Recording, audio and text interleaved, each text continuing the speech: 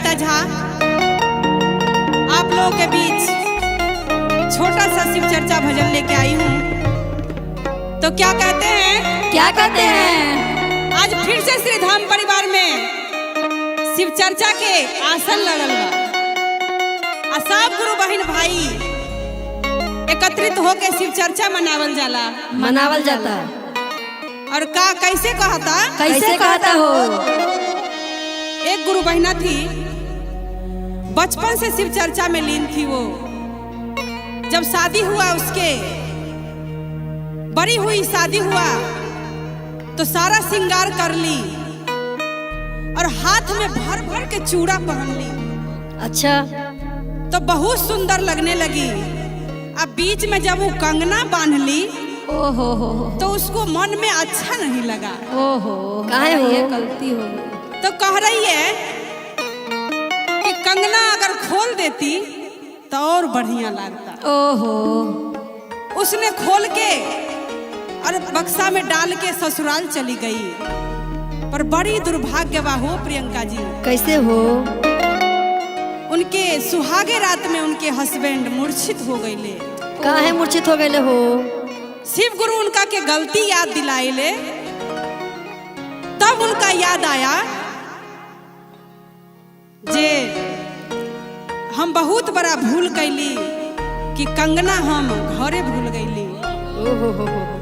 अब उनका के बाहर निकाल के उनके पति देव के और सब मातम मना रहे हैं।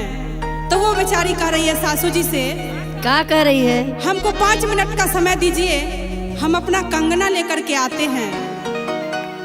और भागी भागी मायके आई, कंगना लेके गई और कंगना के धो के जल छिड़की। ऐसे ही पति उनके ओम नमः शिवाय करके खड़े हो गए। जय हो, जय हो, जय हो। बोलो शंकर भगवान की जय। तो कैसे कहते हैं सपना दीदी? कैसे हो? कैसे?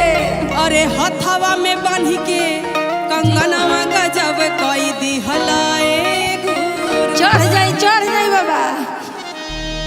अरे हथवा में बांध के कंगनवा गजब कोई जिया। अरे हथवा में बाल के कंगनवा गजब कोई दिहलाए गुरु। गजब कोई दी हलाए गुरु।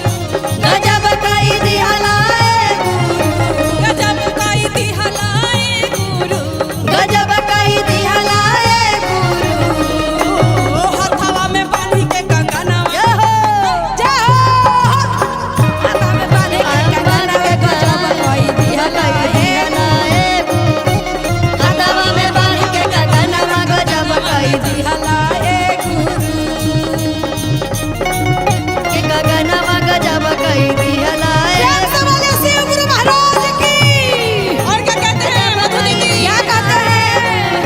गजब कोई दिहलाए। अरे जय हो। दिहलाए गुरु। हथवा में बांध के कंगनवा गजब कोई दिहलाए। बोली बोली।